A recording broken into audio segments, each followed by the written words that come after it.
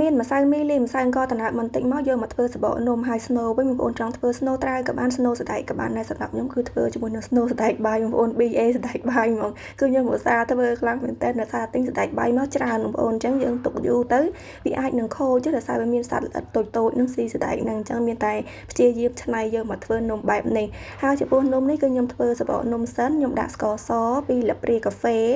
អំបិលបន្តិចហើយម្សៅគឺខ្ញុំប្រើម្សៅអង្គរតំណើបចំនួន1ខាំ1ហើយម្សៅមី40ក្រាម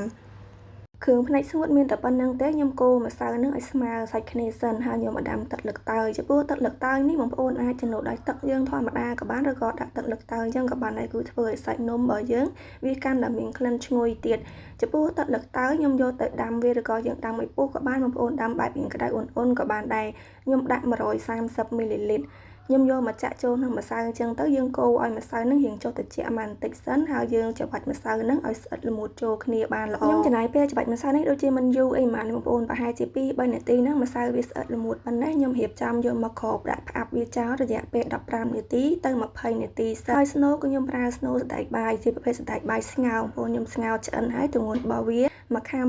8ខ្ទិះដូង80មីលីលីត្រស្ករស30ក្រាមហើយនឹងអំបិល1ចុងល្ព្រាកាហ្វេខ្ញុំយកគ្រឿងទាំងអស់ហ្នឹងទៅកិនឲ្យម៉ត់ទៅហើយយើងចាក់ចូលក្នុងខ្ទះធំមួយខ្ញុំថែមប្រេងឆា1ល្ព្រាគ្រឿងផ្សំមានតែប៉ុណ្្នឹងទេហើយខ្ញុំបើកភ្លើងហ្គាសទៅយើងបន្តកូរគ្រឿងស្នូលនឹងជាប់ដៃរហូតកូរតតែគ្រឿងស្នូលហ្នឹងវាដាច់ជាតិខ្ទិះដូងបានល្អ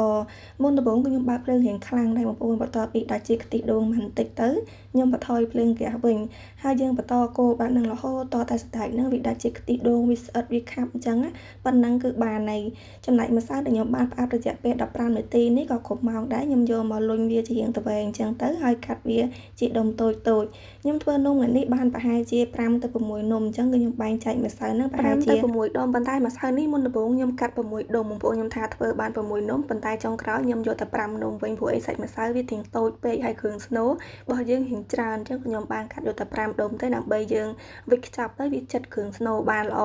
ណាមួយម៉ូតនំនេះខ្ញុំធ្វើជាភេទប្រទេសអញ្ចឹងយើងធ្វើតូចពេកក៏អត់សូវស្អាតដែរហើយបន្ទាប់ពីខ្ញុំបានវិចខ្ចប់អញ្ចឹងហើយយើងយកមកប្រឡាក់ល្ងនេះយើងអត់ត្រូវការប្រឡាក់ឲ្យពេញសាច់នំទេបងប្អូនចង់ប្រឡាក់ពេញសាច់នំក៏បានដែរគ្រាន់ថាម៉ូតនេះគឺយើងប្រឡាក់បែបហ្នឹងទៅគឺស្អាតបងប្អូនចំណែកល្ងគឺខ្ញុំប្រើល្ងឆៅទេបងប្អូនចង់ប្រើពណ៌ខ្មៅក៏បានពណ៌សក៏បានដែរហើយបន្ទាប់ពីខ្ញុំបានរៀបចំអញ្ចឹងហើយយើងយកមកសកត់ឲ្យវាជារង្វង់មូលឲ្យស្រាលកន្លែងយើងសកត់ម្សៅហ្នឹងបងប្អូនកុំសកត់ខ្លាំងពេកយើងសកត់ដៃថាស្រាលទៅបានហើយយើងព្យាយាមសកត់ទាញម្សៅហ្នឹងឲ្យវាជារង្វង់មូលព្រោះអីសាច់ម្សៅនេះគឺយើងប្រើអង្គរតំណើបអញ្ចឹងគឺសាច់ម្សៅវាអត់សូវស្វិតដូចម្សៅមីខ្ញុំបានលាយម្សៅមីបន្តិចដែរគ្រាន់តែសាច់ម្សៅហ្នឹងនៅតែអត់ស្វិតចឹងបងប្អូនយើងវារៀងទន់អញ្ចឹងពេលដែលយើងសកត់គឺថ្នមដែរដើម្បីកុំឲ្យបែកសាច់ម្សៅ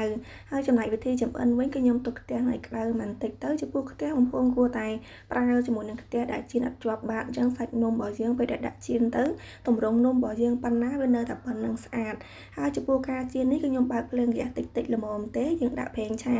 ចូលតាមបន្តិចបានបងប្អូនដោយសារតែនំនេះគឺយើងចៀនអត់ត្រូវការប្រេងឆាច្រើនទេហើយយើងអាសាប្រែត្រឡប់វាទៅគឺសាច់នំរបស់យើងវាក៏ហមបានស្អាតទាំងសងខាងខ្ញុំចំណាយពេលចៀននំនេះប្រហែលជាមួយប្រទេសហ្នឹងប្រហែលជា6ទៅ7នាទីគឺសាច់នំឆ្អិនហើយនំដែលខ្ញុំបានធ្វើនេះគឺឆ្អិនហើយរួចរាល់ហើយសាច់នំមិនថាបងប្អូនញ៉ាំនៅក្តៅឬក៏ត្រជាក់ទេគឺសាច់នំទន់ឆ្ងាញ់ហើយសំខាន់ពេលដែលយើងញ៉ាំទៅឈ្ងុយជាមួយនឹងក្លិនតើយប៉ះជាមួយនឹងសណ្តែកបែបហ្នឹងគឺឆ្ងាញ់ណាស់បងប្អូនមានពេលទៅនេះអាចសាកធ្វើ